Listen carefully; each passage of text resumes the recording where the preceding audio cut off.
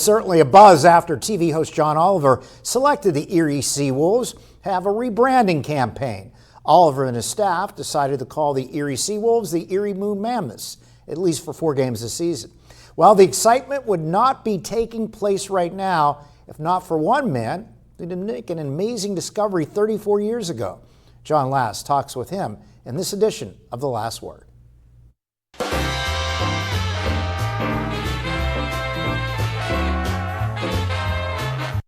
It was diver George Moon who discovered a large bone deep under the surface of Lake Pleasant in the summer of 1991.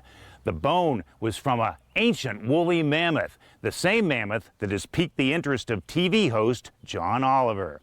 I want to find out more about George Moon, the man whose discovery is creating such a hoopla 34 years later. A lot of people claim it's bottomless. George Moon has returned to Lake Pleasant. I asked him to meet me here as it is the perfect spot for him to remember back to that day 34 years ago when he found that large mammoth bone. He tells me he was teaching a diving class with fellow diver Gary Liebel.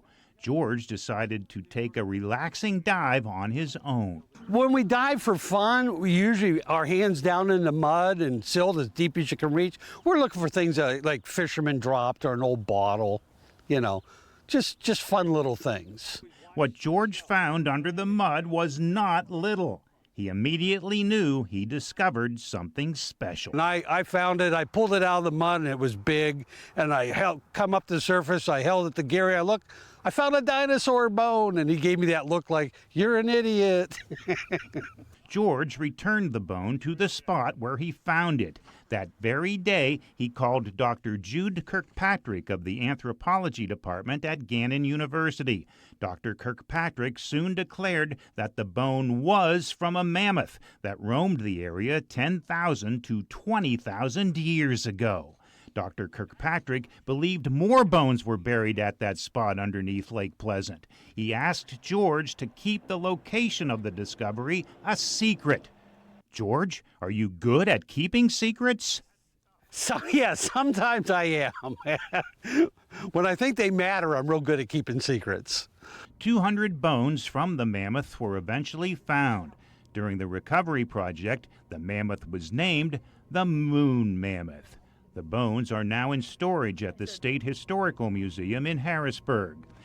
Erie, are you ready? George's surprise, the legend of the Moon Mammoth has now been resurrected by John Oliver. Several weeks ago, out of the blue, George received a call from Oliver's staff, who informed him that the Seawolves were chosen for the rebrand. They asked him to take part in the big rebrand celebration at the ballpark. And according to his show, when he saw the thing, Moon Mammoth, what? Tell me more.